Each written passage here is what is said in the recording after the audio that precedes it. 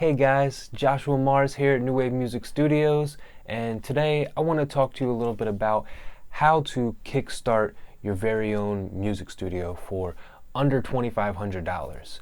So, the first purchase that you need to make on your home studio building journey is going to be a computer, or more likely a laptop. I started with a 2013 MacBook Pro. I think it was about $1,200 at that point in time. Now I think they start at $13 for the MacBook Pro. The MacBook Air starts at about $900. Okay, and the Mac Mini, which is sort of like a tower, which means you need to attach it to some kind of monitor, like a computer monitor or a TV or whatever. So that would be a separate purchase, but the Mac Mini tower itself, I believe, is $800. So I would recommend purchasing some kind of Apple computer. And that's one, because I think it's adaptable, but two, because it comes with a free DAW, a digital audio workstation called GarageBand. But that is the next thing that you're going to need to purchase, is a DAW. So whatever computer you get, if you decide to go get a Dell or PC laptop, those are going to run you, anywhere from $600 to $800 for a laptop, whereas the PC will probably be $500 or $600. Then you'll have to buy the monitor itself, which are usually $70 to $100 a piece for the monitors. So Dell products and Lenovo products, different PC products, they are going to still run you anywhere between $700 and $900. So if you're looking at the lower end of like getting a MacBook Air, I think that in 2020 is probably one of the best choices to make. It has pretty high RAM capacity. It comes with like 256 or 512 gigs of storage on like the lowest version that they have, like the starter version of the MacBook Air. So that's a pretty decent one. And again, it comes with GarageBand for free, which it is a DAW. It's workable. I've seen people work in it and make professional sounding music. So if you want to skip the process of purchasing a DAW, that right there is a good choice. Any Mac is going to come with GarageBand installed. So let's just say you got the MacBook Air, $900. Maybe it was $1,000, because I would recommend that whatever computer you're getting, the RAM should be at the very, very, very least 8 gigabytes. You're not going to be able to produce and record efficiently and effectively for a long time on 4 gigabytes of RAM. Your computer is going to crap out within a year and a half of like serious recording. 8 gigabytes of RAM is the very, very minimum, which a lot of Macs do come with 8 gigabytes standard. I would recommend upgrading to 16. Which is going to cost like an extra $100, or if you go online, it's going to cost like $70 or $80 to get a 16 gigabyte RAM card, and just toss it in the back of your computer, and you're good to go. That upgrade is going to last you a decent bit of time. 16 is a great place to start. 8 definite minimum. All right. So now that you know about grabbing a computer and making sure that the RAM is up to date, we want to make sure that we're getting the best possible DAW to work in for the best value. So, like I said, GarageBand is free on Macs. The step up from that on Macs would be Logic Pro 10. It's only $200. Okay, so this is what I mainly work in. This is what we record on in the studio here. And for $200, the value that Logic brings is immense. So this is the other reason why I would stick to the Macs. Logic is, Mac only product. If you're working on a Dell or any kind of PC, you're probably going to be looking at FL Studio, which is great as well. Right now I have FL Studio 12 in the production room. I think the lowest you can buy in at that is $99. And then there's a $200 version and a $300 version and a $700 version. I would recommend the $300 version. That's what we have over here. It comes with the majority of the plugins that are standard to FL, some of the really, really important ones, including Gross Beat, whereas, the $100 and $200 versions just come with a little less. They have less capability as far as recording goes and mixing vocals. They're production first, they're instrumental first, DAWs for sure. And then the $700 version is just extravagant. It's just like a bunch of extra plugins which you may or may not need, especially if you're going to go out and get third-party plugins, which is a totally different thing down the road. Whatever DAW you're going to purchase, whether it be Logic, FL Studio, Ableton, if you're going back to Studio One or Reason or whatever you want to use, it's going to come with its own stock plugins for mixing. Whatever kind of mixing rack it has, just use it, mess with it. Once you have that laptop and you have the DAW, right, you just want to dive in and figure that bad boy out. Go through more YouTube videos, trial and error, whatever it is to understand that DAW. That's where you want to get to with those three pivotal things: making sure your computer has a nice size RAM, and making sure you have the right DAW for yourself.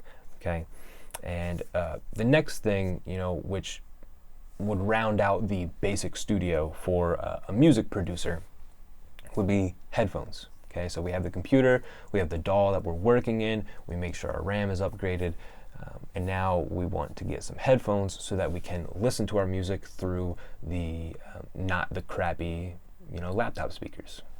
Even if you got a good laptop, the speakers are probably trash. It is what it is. They're a great reference for a third or fourth reference. Go ahead and listen on your phone out loud, on your laptop out loud, cool. But you want some high quality studio headphones to record with or to mix with and produce with, whatever you're doing on that computer. You want to make sure that you have some high quality responsive headphones. So a few different headphones that I have here that are good for multi-purpose. The Sony MDR, I think it's 7506.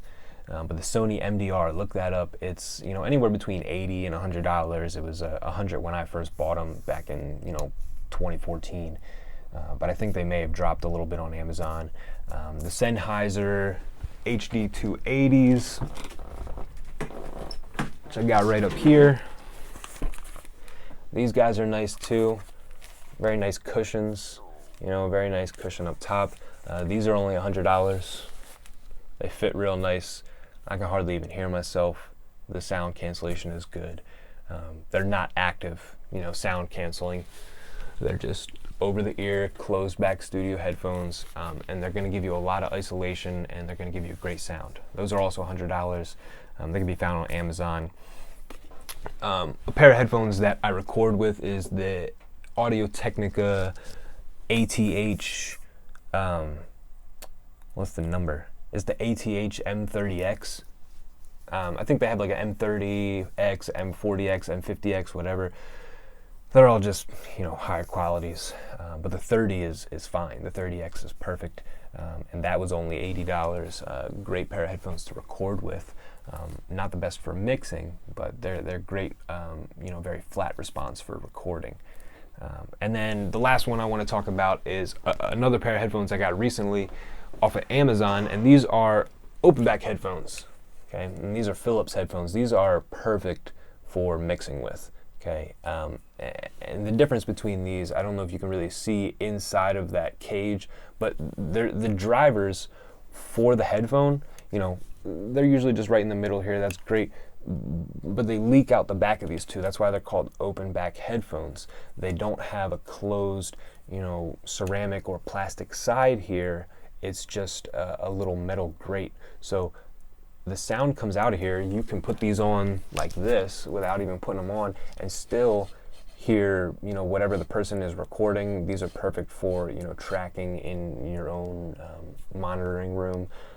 Or if you're mixing, this is great to have a reference coming out as well as in. This allows, monitor sound to go in as well as the headphone sound. It's just a totally different listening experience, but these are not to be used for recording, ever. I would never ever use open back headphones in the booth or next to the mic while you're recording, because they leak like crazy. But those are also $80. They're the Philips SHP 9500. So those are, 3 or 4 different good starter headphones to start with, all about $100. You can definitely find very solid pair of studio headphones for $100, and add that to your arsenal. So now that you have the computer, you got the DAW, you made sure your RAM is upgraded, you got some headphones to listen to, you can go ahead and go make beats. You can use the keyboard on your laptop to produce as a MIDI controller. You can go out and buy a MIDI controller if you want to for $100. They're really not very expensive. You can get one of the mini MIDI keyboards, like in a Kai 25, whatever, and they got enough keys to run like 2 octaves, 2 or 3 octaves, and then you can move the octaves up and down. So you have all the range of a piano in a little 25 key keyboard. That's great for production, but that is an extra. That's definitely not a necessity here. So, if you're going to be recording, okay, there are 2 more pieces that we're going to need, okay? And the big one here is an audio interface, which you don't need for producing.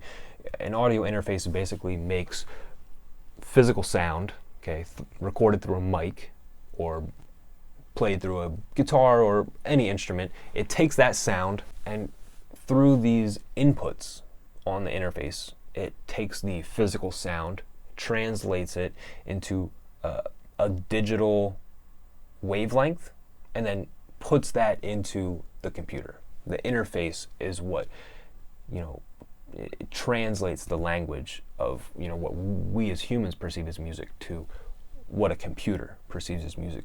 If you're going to get in there and record, if you're going to get in there and play instruments, you need that audio interface to make that translation. My recommendation is any of the Focusrite pack. It's the 3rd generation of the Scarlett line. It's revamped. It's good for singing, it's good for rapping. It's a very dynamic interface, and it's, for this little small box, it packs a punch. It has 2 inputs, I believe it has 2 outputs. You're going to need some XLR and 1/4-inch cables, which, range 10 to 15 per cable, depending how long they are. And that interface is probably going to run you about $150, $160. You could opt for the smaller one, which is the Scarlett Solo. I think it's about 110 or 120, but it's just 1 input and 1 output. So for me, that's not worth it. I want the extra output. I want the extra input just to be safe. You might just be running 1 mic, but just to be safe. And that's the last thing you're going to need is a mic. Right? A mic and the little extremities. So you grab a mic, you grab a pop filter, and you grab maybe a shield for it. The pop filter is going to run you $15, and the shield maybe 50 or 60. And a stand is probably going to run you 15 or 20. That way you can, put your mic on a stand with a shield behind it, a pop filter in front of it, and it can just be a nice, cohesive recording environment without spending a bunch of money on, soundproofing and acoustic treatment and all that crap.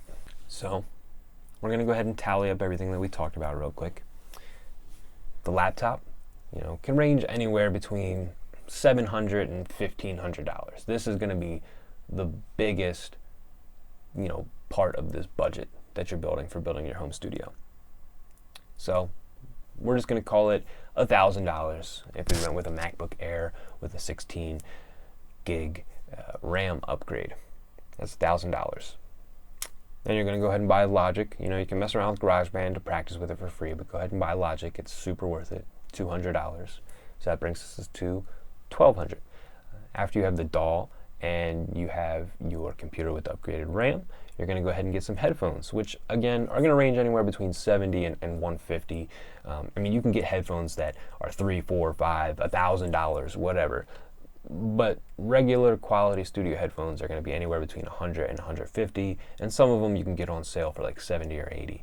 Let's just say $100 is what you're going to be spending on your headphones. So that brings us to $1,300 with the computer and the DAW and the headphones. We're at $1,300.